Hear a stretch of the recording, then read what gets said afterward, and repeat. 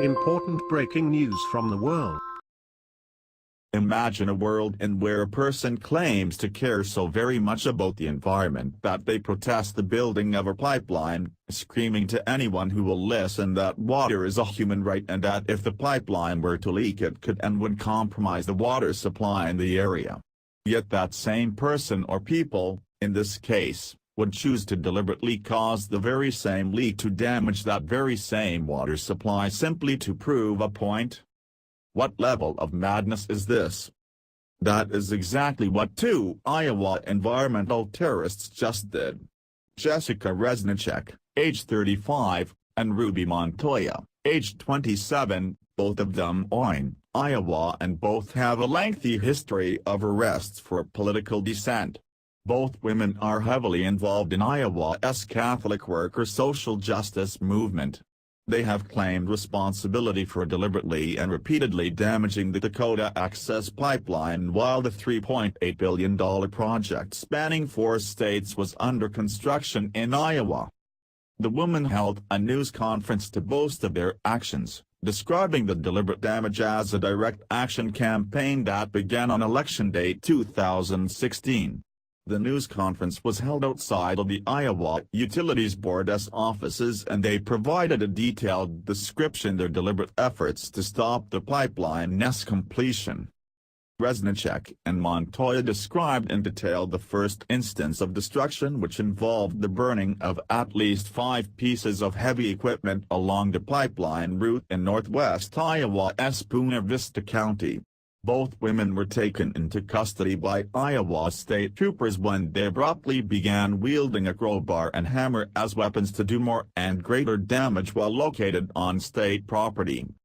Reznicek stated at the press conference that Dakota Access Pipeline is an issue that affects this entire nation and the people that are subject to its rule. With DOPL, we have seen incredible issues regarding the rule of law, indigenous sovereignty, land seizures, state-sanctioned brutality, as well as corporate protections and pardons for their wrongdoings. To all those that continue to be subjected to the government's injustices, we humbly stand with you, and we ask now that you stand with us. The two women went on to detail and explain how they researched exactly how to most effectively pierce the steel pipe used to construct the pipeline. In March, Reznicek and Montoya explained how they began using oxyacetylene cutting torches in an effort to damage the exposed, empty pipeline valves. They then continued to methodically and deliberately destroy the pipeline in Mohasco County located in southeast Iowa. Their actions delayed the completion of the pipeline for weeks, costing tons of money in the process. The women then used their torches to cause damage up and down the pipeline all throughout Iowa and into part of South Dakota. They described how they moved from valve to valve until they ran out of supplies. They then turned to arson using tires and gasoline-soaked rags as an effective means to burn multiple valve sites and electric units. They also damaged heavy equipment and easements throughout the state of Iowa. In May, the women again attempted to deliberately pierce a valve in southeast Iowa's Wapello County, this time using a cutting torch, except this time oil was already in the pipe. During the press conference, the women stated their actions were rarely reported in the media and the press conference was their way of making sure the public knew the truth, as they contend vital information from the public by both the federal government and Dallas-based Energy Transfer Partners. Energy Transfer Partners is the pipeline developer. Montoya was also highly critical of decisions made by the courts and public officials that allowed the project to continue, using this as justification for their willful sabotage. Montoya stated in the press conference, "Our conclusion is that the system is broken and it is up to us as individuals to take peaceful action and remedy it, and this we did, out of necessity."